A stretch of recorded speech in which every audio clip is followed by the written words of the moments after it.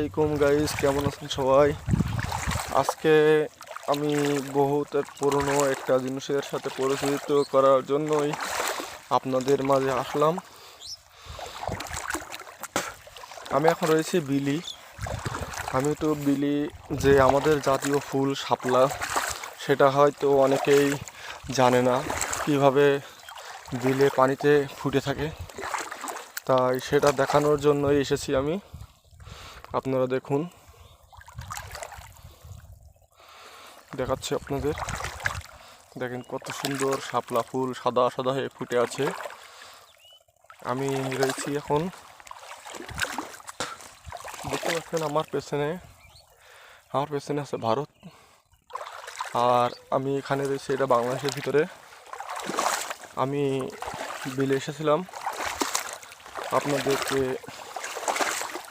আমি